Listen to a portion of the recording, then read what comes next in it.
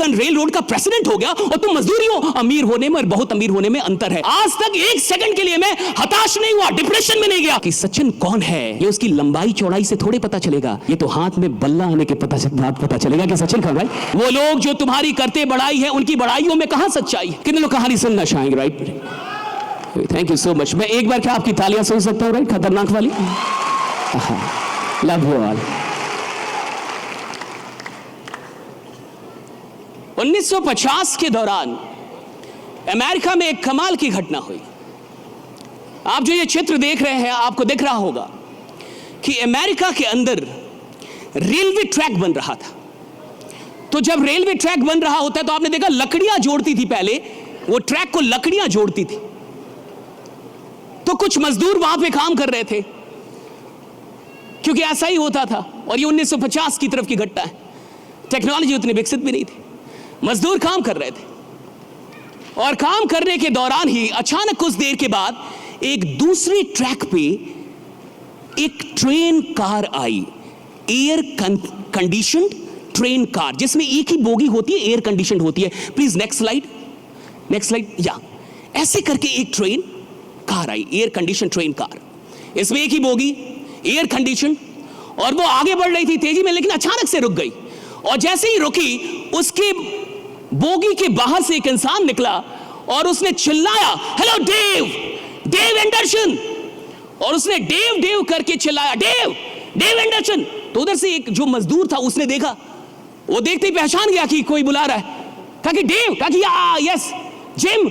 और वो जिम था। वो भागता दौड़ता गया, मजदूर सारे देख रहे कि ये कौन है, और वो गया, बोगी से सारे लोग निकल गए, वो दोनों बैठे और लगभग आधे एक घंटे उन दोनों में बहुत सारी बातें हुई, हंसी मजाक हुआ, आवाजें बाहर आ रही थी। और जब वो बाहर निकला तो सारे उसके दोस्त उससे पूछ रहे, तो कौन था वो,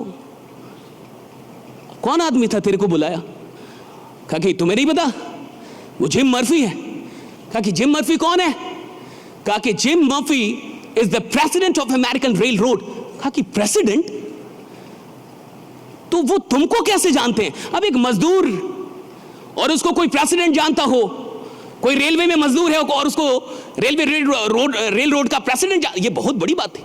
सारे बड़े उत्सुक हो जाएंगे, ये तुमको कैसे जानते हैं और तुम इनको कैसे, और वो तुमको नाम से जानते हैं, तुम्हारा नाम लेके बुलाया उन्होंने।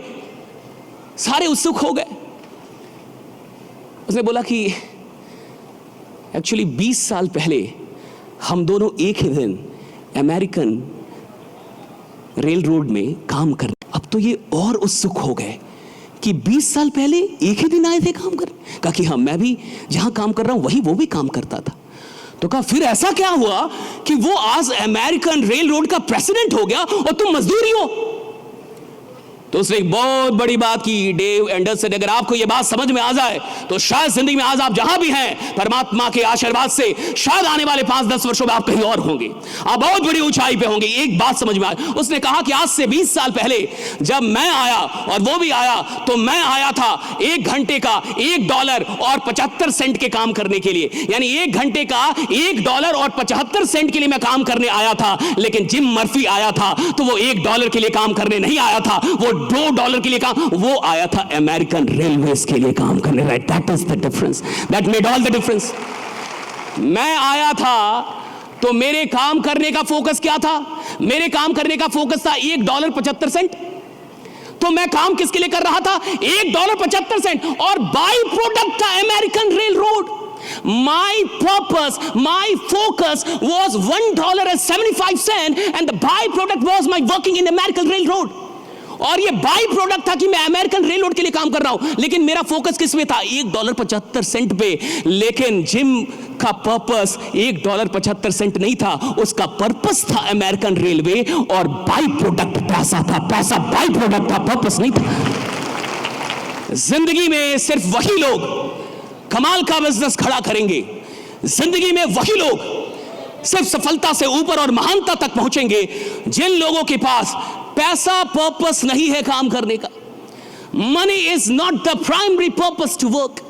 जिनके पास पैसा बाई प्रोडक्ट होना चाहिए कि मैं काम अपनी मोहब्बत के लिए कर रहा हूं, जिससे मेरी मोहब्बत, जिस काम में मेरी दीवानगी है, जिस काम में मेरा दिल लगता है, जिस काम से मुझे मोहब्बत हो चुकी है, जिस काम के बिना मैं जी नहीं सकता, जिस काम में मुझे लगता है कि मैं सिर्फ अपने लिए काम नहीं कर रहा, हजारों लाखों लोगों की जिंदगी बदलने वाला हूं, जिस काम के अंदर मुझे कुछ बड़ा उद्देश्य दिखता है, जो काम मुझे मेरे जीवन से भी बड़ा लगता है, मैं काम तो उस उद्देश्य के लिए कर रहा हूं। पैसा तो स्वतः आता है, मुझे नहीं पता कि पैसा कैसे आता है, पैसा अपने आप आता है, right? So the day you make money the by product and create a bigger purpose for all the actions that you're performing every day in your life,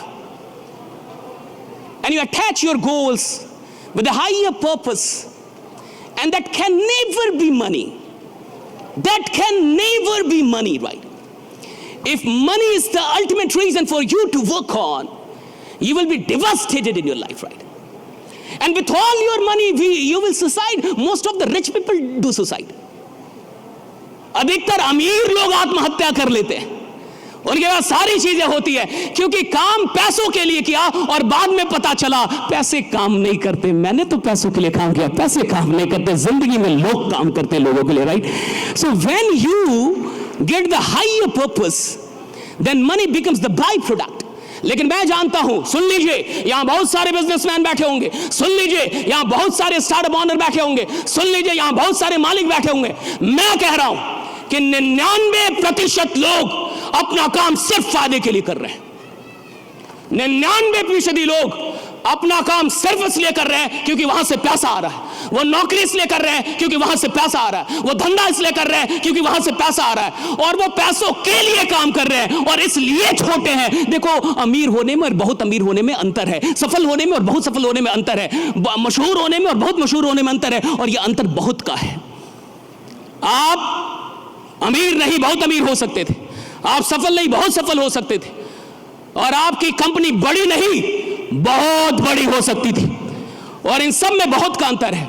और ये बहुत का अंतर क्रिएट होता है इस पर्पस से कि आपके लिए आपका मोटिवेटिंग फैक्टर क्या है, आप किन चीजों के लिए जिंदगी में काम कर रहे हैं। बाकी वक्त कम है, इसलिए मैं बहुत अधिक टाइम नहीं लूंगा। सिर्फ मैं आपसे इतना बताना चाहता हूं कि मैं इसी बिहार का लड़का हूं, गोपालगंज से मैं निकला हूं। एक सरकारी स्कूल के ऊपर वो बोरा बिछा बिछा के हमने अपनी पढ़ाइयाँ की है, जिसमें हम उतना ही बोरा बिछाते थे जिसमें कोई और ना बैठे, बाकी फोल्ड कर लेते थे, राइट? हमें अंग्रेजी नहीं आती थी। मैं इस पटना के अंदर आया तो मैंने बड़ी मेहनत की, बड़ी शिद्दत थी कि मुझे कुछ आ जाए। मैं दिन रात मेहनत करता था, दिन रात प्रैक्टिस करता था,